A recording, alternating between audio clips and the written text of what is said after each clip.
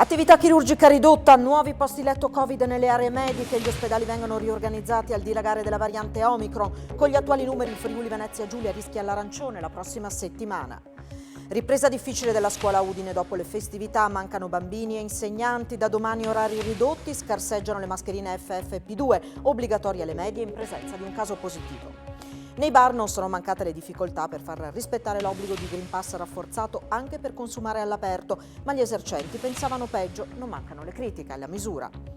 In centinaia in Duomo a Udine per i funerali del tenente colonnello Fabio Pasquariello, nel ricordo commosso di colleghi e magistrati, le doti umane prima di quelle dell'investigatore. La disputa di Udinese e Atalanta non spegne le polemiche sul protocollo Covid della Serie A, anzi le accende. Marino attacca la Lega, intanto altri due positività bianconeri, un giocatore e un membro dello staff.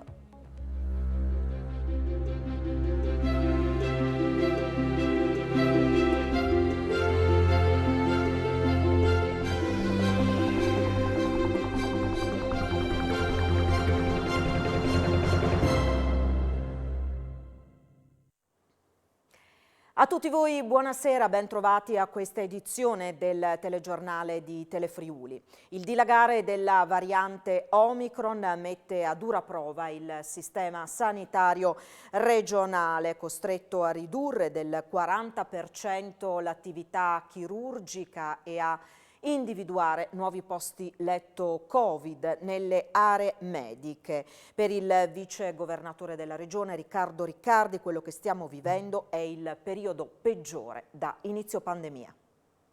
Noi stiamo vivendo una infezione che è il doppio di quella che abbiamo vissuto nei momenti più critici.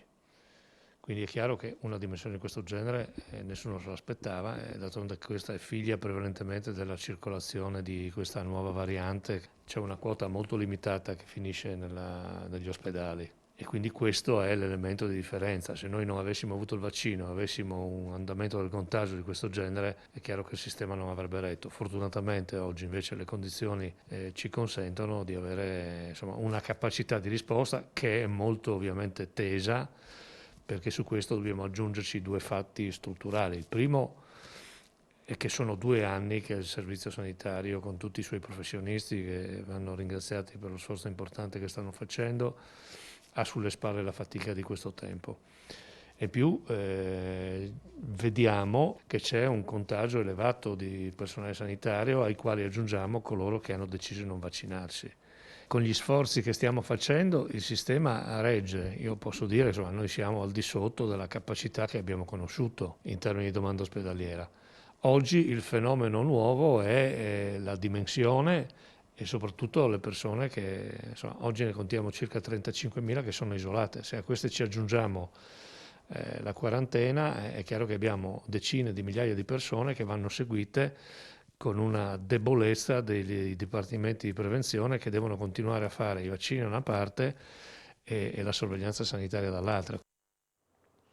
E a proposito della riorganizzazione degli ospedali, da domani saranno attivati 15 posti letto in area medica a Palmanova, Breve, 4 a Udine. Sempre domani ne verranno attivati 4 in terapia intensiva a Gorizia, che potranno essere ampliati a 8 non appena rientrerà il personale Covid positivo.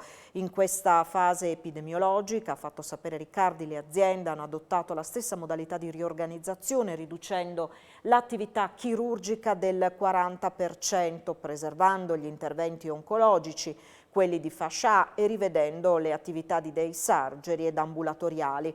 La comparsa di focolai nei reparti ospedalieri obbliga a repentine riconversioni, in alcuni casi di interi reparti. Oggi in regione 1.601 nuovi contagi, 4 vittime con Covid, salgono di 4 unità i ricoveri in terapia intensiva, arrivati a 41, e di 9 quelli in altri reparti, che raggiungono quota 354.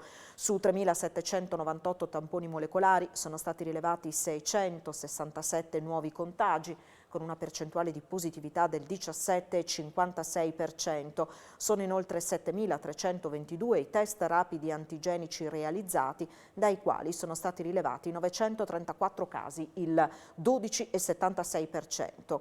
Il 21% dei nuovi contagiati ha meno di 19 anni. Le ultime vittime hanno tra i 67 e i 91 anni. Le persone in isolamento sono 34.484. Sono una quarantina i nuovi positivi riscontrati tra il personale del sistema sanitario regionale. Per quanto riguarda le residenze per anziani si registrano 6 positività tra gli ospiti ed altrettante tra gli operatori. Ed è il Friuli occidentale ad essere travolto dalla quarta ondata Covid, a dirlo è l'ultimo aggiornamento della mappa dei contagi in regione. Osservando l'andamento si può constatare come il virus imperversi in particolar modo nella destra tagliamento. A parte il territorio di Andreis, insieme ad Ogna, unico comune a confermarsi ancora Covid-free, tutto il Pordenonese risulta tempestato dalle positività. A Pordenone si contano 1.380 contagi, seguono Sacile con 693 casi e Cordenons con 569. Meno critica la situazione delle infezioni nel resto della regione, nonostante gli alti numeri delle positività nei capoluoghi regionali. A Trieste i contagi sono 2.788, il doppio rispetto a quelli di Udine che ne conta 1.357. Migliora leggermente la situazione a Gorizia che vede scendere le infezioni a 387. E se i numeri dovessero restare quelli di questi giorni, il rischio che il Friuli Venezia Giulia già a partire dalla prossima settimana passi in arancione è concreto. Lo ha detto oggi il presidente della regione Massimiliano Fedriga, che ha anche affrontato il tema scuola, fondamentale per il governatore che i ragazzi possano studiare in presenza. Sentiamo. Sicuramente i numeri oggi ci dicono che siamo molto vicini alla zona arancione e se continuano così le ospedalizzazioni la prossima settimana siamo in zona arancione e devo dire che però sottolineare una cosa: se i dati che guardiamo oggi li guardassimo dove tutta la popolazione fosse vaccinata non saremmo nemmeno in zona gialla. Questo è importante ricordarlo perché il vaccino è fondamentale per proteggersi e per tenere liberi gli ospedali. Quindi chi sta facendo, quei pochi fortunatamente, ma stanno facendo una lotta ideologizzata contro la vaccinazione, contro la protezione delle persone, sta facendo una lotta che in realtà aumenta le ospedalizzazioni, aumenta la malattia grave e mette a rischio anche tutte le altre patologie che non trovano una risposta immediata. Una ripartenza della scuola in presenza, nonostante l'aumento esponenziale dei contagi. Il presidente della giunta regionale del Friuli Venezia Giulia, Massimiliano Fedriga, non vede per ora fattibile un ritorno alla didattica a distanza, come richiesto da un nutrito numero di dirigenti scolastici. Il mondo della scuola è già stato penalizzato gli scorsi anni, quindi, e sono uno che si è preso la responsabilità anche di fare ordinanze di chiusura. Oggi stiamo facendo qualsiasi sforzo per tenere i ragazzi in presenza, non solo. Oggi siamo anche in una situazione diversa rispetto allo scorso anno. Lo scorso anno di fatto c'erano molte attività chiuse, in alcuni momenti anche addirittura il lockdown. Noi avremo situazioni paradossali dove il ragazzo non va a scuola ma al pomeriggio va a giocare a calcetto. Il Presidente del Consiglio Mario Draghi ha di fatto concluso pochi minuti fa la conferenza stampa durante la quale ha fatto il punto sulle nuove misure Covid. Si è parlato molto di scuola, di docenti, è stata rimarcata la necessità di procedere con la profilassi, il servizio. Realismo, prudenza, fiducia, unità. Il Presidente del Consiglio Mario Draghi ha voluto fare il punto sulla pandemia, ribadendo la necessità che quante più persone possibili si sottopongano al vaccino, che in prima dose ha superato l'80% e in terza il 40% della popolazione. Grazie di cuore a chi si è vaccinato, ha detto Draghi. Abbiamo imposto l'obbligo per gli over 50 perché sono i soggetti più a rischio. Le terapie intensive e gli ospedali sono occupati per 2/3 da chi non ha fatto la profilassi. Draghi ha ribadito poi che la scuola deve restare aperta, ricordando quanto la DAD abbia creato disparità. È uno strumento che deve essere usato davanti ad emergenze drammatiche, per la grande disuguaglianza che produce e che restano per sempre. La scuola, ha detto il Premier, va protetta e tutelata. Ringrazio presidi, insegnanti e personale per la giornata odierna. Non ha senso chiudere oggi perché la situazione è diversa grazie alle vaccinazioni e non avrebbe logica tenere attività aperte con i ragazzi che non vanno in classe ma vanno in pizzeria. Il ministro dell'istruzione Patrizio Bianchi ha snocciolato i numeri: solamente lo 0,72% al momento dei docenti non si è vaccinato e questo dimostra il grande senso di responsabilità della categoria. Ad oggi abbiamo il 6% di insegnanti bloccati per quarantena e isolamento e il 4,5% tra gli insegnanti. E il presidente Draghi ha risposto anche a una domanda sull'emergenza bollette. Il governo ha stanziato 3,5 miliardi per il primo trimestre e sono possibili ulteriori interventi. Il sostegno governativo, ha poi aggiunto il Premier, non può essere l'unica via, ma si può chiedere anche a chi ha fatto grandi utili per l'aumento del gas di condividerli. E tornando all'avvio della scuola, dopo la pausa per le festività, la situazione a Udine è stata piuttosto complicata, mancano studenti, mancano bambini e anche insegnanti. E poi c'è la carenza di mascherine FFP2 che diventano obbligatorie alle scuole medie nel caso di un caso positivo. E poi che succede? Che in queste circostanze già da domani in alcuni istituti si comincerà a ridurre l'orario. Presa della scuola, dopo la pausa per le festività natalizie scarseggiano le mascherine FFP2 che nelle secondarie di primo e secondo grado, in base alle nuove disposizioni per il contenimento dei contagi nell'ambito del provvedimento dell'autosorveglianza, devono essere usate obbligatoriamente da tutta la classe nel momento in cui emerge un caso di contagio. All'emergere di 2 casi positivi al Covid-19, chi ha fatto 2 dosi di vaccino o è guarito da più di 120 giorni e non ha il booster, va in DAD per 10 giorni, mentre gli altri proseguono in classe con l'autosorveglianza. Questo tipo di mascherina per adesso non ci è stato fornito dal commissario, adesso ci stiamo attivando, spero di riuscire insomma a recuperare queste dotazioni. Non è semplice perché ovviamente c'è una grandissima richiesta nelle ultime settimane di questo dispositivo di protezione. Intanto nelle scuole dell'infanzia e nelle primarie arrivano di continuo segnalazioni di assenze sia di bambini che di insegnanti. Io questa mattina ho passato la mattina a ricevere comunicazioni da parte di genitori che mi segnalano appunto positività oppure isolamento dei propri figli. È una situazione che continua a modificarsi, vorrei dire di minuto in minuto. Da domani in alcune classi sarà necessario ridurre l'orario scolastico in attesa di trovare auspicabilmente i sostituti dei docenti che sono assenti in questo momento. E l'aumento dei contagi a Udine rende difficile anche l'organizzazione del servizio di doposcuola nelle primarie. Manca una decina di educatori, ma il Comune garantisce il servizio anche se in maniera ridotta. Intanto da oggi incrementati i controlli sui bus in città.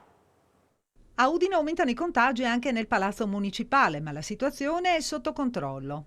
E abbiamo avuto qualche caso anche noi, però niente di grave, nel senso che non abbiamo bloccato nessun servizio e si riesce lo stesso ad andare avanti. Difficile nel capoluogo friulano riuscire a organizzare anche il doposcuola. Mancano attualmente 10 educatori, però anche lì il servizio continua, magari un po' ridotto, non con quella qualità ottimale che quando c'è l'organico al completo viene assicurato.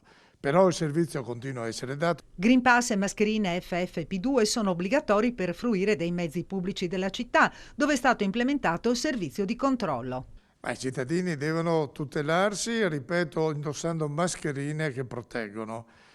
Poi i controlli vengono fatti sia dalla polizia che da tutti gli organi di sicurezza e anche dal personale di Arriva Udine, perché chi sale sull'autobus o sulla corriera deve avere questi requisiti, avere tra l'altro il Green Pass e quindi rispettare queste regole. I controlli vengono fatti.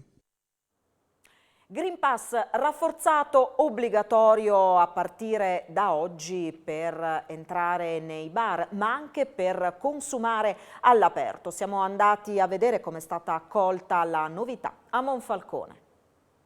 I baristi di Monfalcone fanno i conti con le nuove disposizioni sul Super Green Pass, in un lunedì non molto affollato, dove non sono mancate le prime difficoltà, rimaste comunque contenute. La gente da questo momento in poi dovrebbe avere comunque molta responsabilità nel rispettare le regole che saranno in atto anche da oggi. Non è stato semplice perché in certi momenti che c'è un maggior afflusso di clientela diventa più complesso a richiedere a tutti il Green Pass. Comunque tutti i nostri clienti fino adesso hanno rispettato la normativa. Pensavamo sinceramente peggio, ma devo dire che la maggior parte delle persone sono aggiornate. Solo un paio di persone non hanno voluto prendere nulla o hanno preso per asporto. Un po' difficile perché dobbiamo mettere in atto tantissime norme che ci hanno dato, però ovviamente sembra sempre un po' assurdo che una persona non può bere neanche un caffè, neanche all'aperto. Qui a Monfalcone c'è stata la pista di pattinaggio, tutti quanti con i piedini dentro i scarponi, bagnati dal ghiaccio e tutto a posto. È tutta una montatura questa. Io sono vaccinato, tamponato e tutto, ma solo per comodità, per poter andare in giro.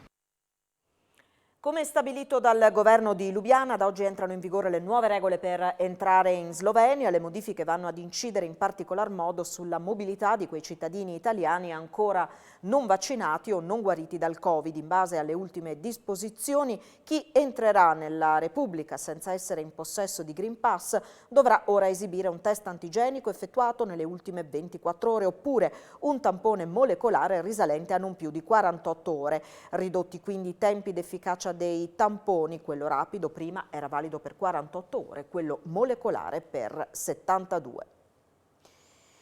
Un coinvolgimento diretto del governo nella ricerca degli imputati con l'obiettivo di poter arrivare ad un processo per l'omicidio di Giulio Regeni. L'ufficio del GUP del Tribunale di Roma, recependo sostanzialmente le richieste della Procura, chiede all'esecutivo di entrare nella partita giudiziaria con l'Egitto, attivandosi affinché i 4007 accusati del sequestro, delle torture e dell'omicidio del ricercatore friulano avvenuto al Cairo nel 2016 vengano ufficialmente informati del procedimento a loro carico. Il giudice ha inoltre inviato gli atti al governo per verificare in primo luogo se ci sono state novità nei rapporti con le autorità egiziane dopo la decisione della Corte d'Assise, eventuali esiti della rogatoria inoltrata al Cairo nell'aprile del 2019, quella in cui venivano richiesti gli indirizzi degli imputati.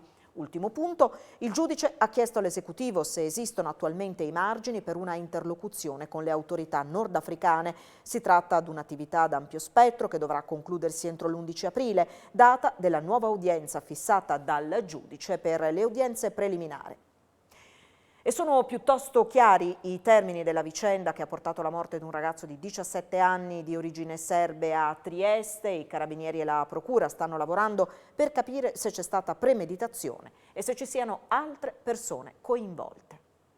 Si erano fidanzati il 15 dicembre del 2020, si erano però lasciati di recente, o almeno lei aveva deciso di interrompere la loro relazione. Nel suo cuore c'era un altro, un ragazzo di 17 anni di origine serbe che lui ha deciso di picchiare e poi di uccidere. Sono questi i termini della vicenda che ha portato alla morte di un giovane strozzato con un cordino nel sottoscala di un palazzo di via Rittmeier 13 a Trieste. Il 17enne venerdì è entrato in quell'edificio perché la ragazza che gli piaceva, una ventenne italiana, vi alloggiava. Ha trovato però il suo ex, un ragazzo 21enne da tempo residente in città con padre marocchino e madre libanese, che prima lo ha picchiato e poi lo ha soffocato.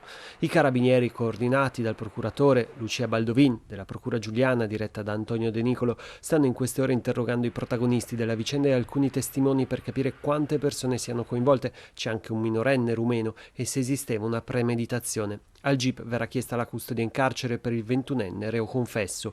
Il corpo del giovane è rimasto nel sottoscala 24 ore. Nel frattempo la famiglia aveva chiesto aiuto perché non aveva sue notizie. Giovedì è prevista l'autopsia sul corpo. Ieri i genitori del reo confesso sono stati interrogati dai carabinieri e all'uscita al Corriere la madre ha detto che l'ucciso era come un figlio per noi, non riesco a capire, non posso. Il marito ha aggiunto che mi spiace per il ragazzo e per i suoi familiari.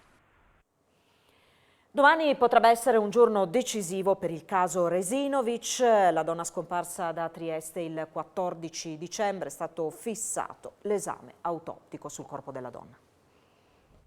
Bisognerà attendere l'autopsia. Dalla TAC non sono emersi elementi decisivi per capire se il corpo rinvenuto il 5 gennaio nel parco dell'ex OPP a San Giovanni a Trieste è quello di Liliana Resinovic e come è morta. La Procura della Repubblica di Trieste, guidata da Antonio De Nicolo, non ha ancora sciolto la riserva. I consulenti scelti per l'esame autoptico, il dottor Cavalli e Constantinides, parlano di una elevata probabilità che il corpo sia quello di Liliana Resinovic, ma i dubbi verranno cancellati dall'esame autoptico previsto per domani. La squadra mobile della Questura di Trieste, guidata dalla PM Maddalena Kergia, sta in queste ore, unitamente alla scientifica, analizzando gli elementi e gli oggetti ritrovati sul corpo per cercare di trovare quanti più indizi possibili.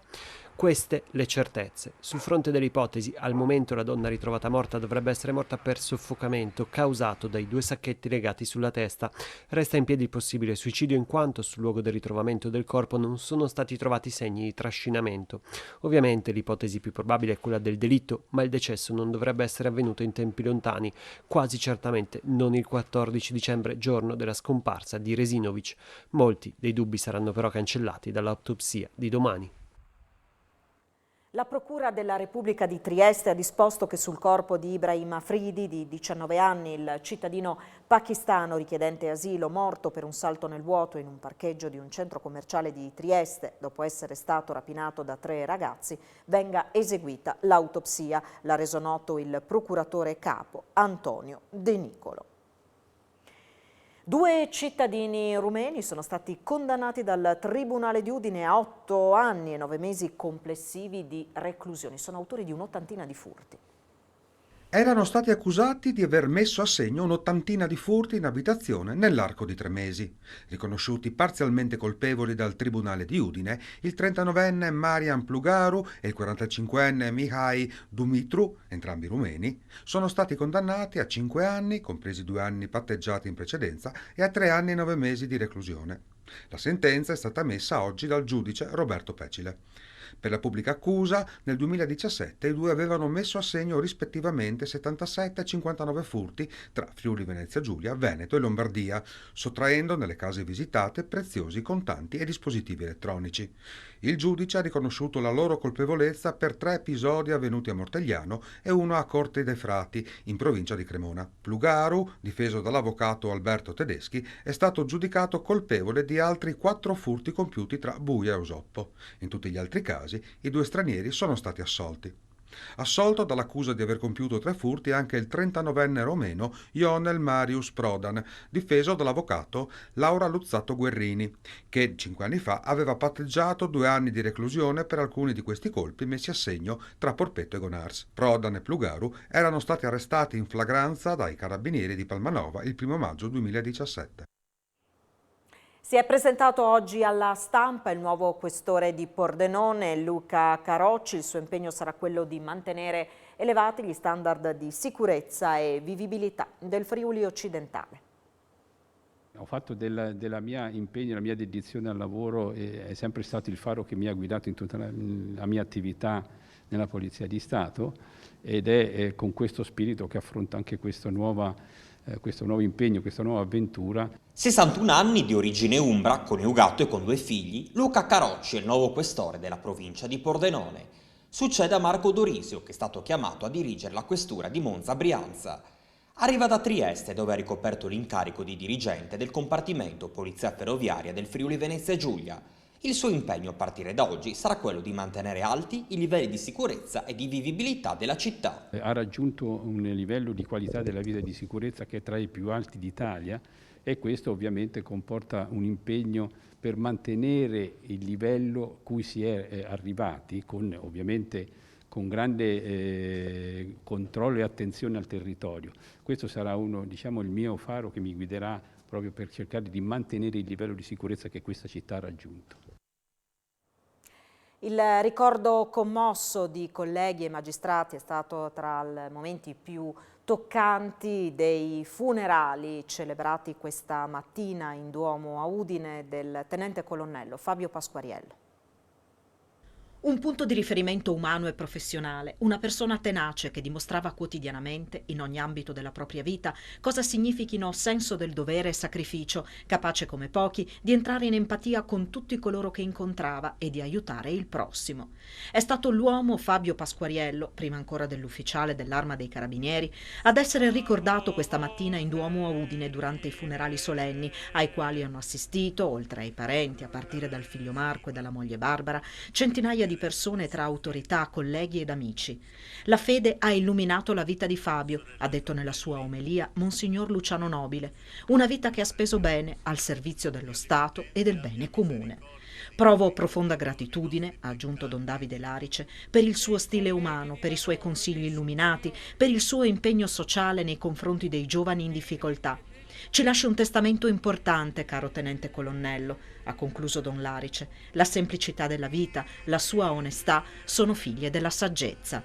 Poi è stata la volta del ricordo dei colleghi del nucleo investigativo. Tu vivevi pienamente, eri un guerriero, hai saputo cogliere opportunità in ogni situazione. Eri un punto di riferimento per tutti, un uomo tenace, non abbassavi lo sguardo, ma puntavi gli occhi addosso e muovevi il mondo. Questo il senso della vita di Fabio secondo i colleghi. Tutto questo, è stato sottolineato, non può estinguersi, non può svanire. Poi sull'altare è salito il sostituto procuratore Giorgio Milillo. Fabio, ha detto, aveva doti umane e professionali che lo rendevano unico, sapeva conoscere le persone, aveva un grande senso dell'umanità. Poi Milillo ha letto le parole del PM Marco Panzeri, che ha lavorato fianco a fianco con il comandante del nucleo investigativo di Udine in tante indagini anche relative a crimini efferati. Mi ha insegnato il mestiere a Gorizia quando ero un giovane magistrato, ha scritto nel suo messaggio. Non so cosa darei per avere solo 5 minuti per parlarti, per dirti che ti voglio bene e quanto mi mancherai. Poi la metafora calcistica per descrivere la competenza e l'intuizione dell'investigatore. Centrocampista di spessore con grande visione di gioco, capivi un attimo prima degli altri dove sarebbe andata a finire la palla. Hai sempre rispettato gli avversari. Il messaggio del magistrato si è concluso con un invito. Dirò ai tuoi uomini quello che avresti detto tu in questa circostanza. Ragazzi, fuori di qui, tutti al lavoro con ancora più impegno. Al termine della cerimonia, un lungo applauso ha salutato il feretro in partenza verso il cimitero di San Vito, tra le sirene delle moto e delle auto dei carabinieri. Così la comunità ha accompagnato Fabio Pasquariello verso le porte del paradiso.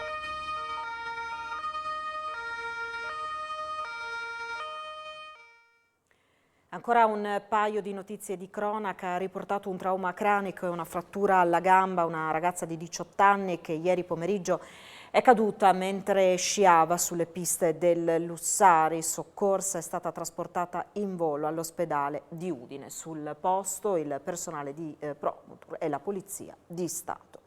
Perde il controllo dell'auto, si cappotta in un campo a Povoletto, è accaduto in via dei Prati. A restare ferito ieri pomeriggio un uomo di 43 anni della zona che ha riportato un serio trauma toracico. Sono intervenuti i vigili del fuoco di Udine e i carabinieri di Martignacco. Mi auguro che assieme alla Regione possa nascere una grande alleanza con tutta la componente del food and beverage per valorizzare i nostri prodotti. Se distributori, produttori, ristoratori ed esercenti remeranno tutti nella stessa direzione per il futuro del marchio Io sono Friuli Venezia Giulia, la crescita sarà diffusa sia per l'occupazione che per il volume e il valore stesso dei prodotti e quindi delle rendite per le attività produttive. Lo ha sottolineato il governatore della Friuli Venezia Giulia, Massimiliano Fedriga, al termine della visita all'azienda Eurobevande di Pordenone, assieme agli assessori alle attività produttive Sergio Emidio Bini e alle risorse agroalimentari Stefano Zanier. Emanuele De Biasio, amministratore delegato dell'azienda, leader in regione per la distribuzione delle bevande, ha illustrato un piano di sviluppo che ha per obiettivo quello di diventare il principale player della distribuzione nella filiera di prodotti tipici ed agroalimentari del Friuli Venezia Giulia e contribuire alla diffusione del marchio Io sono Friuli Venezia Giulia. Termina qui questa edizione del nostro telegiornale, tra pochissimo l'appuntamento con il notiziario sportivo, polemiche ancora vive, vivissime e poi novità per quanto riguarda il Covid con 2 nuovi casi positivi. Subito dopo lo sport, l'appuntamento con le previsioni del tempo a cura di Antonino Renda. Grazie per averci seguito, buon proseguimento di serata, arrivederci.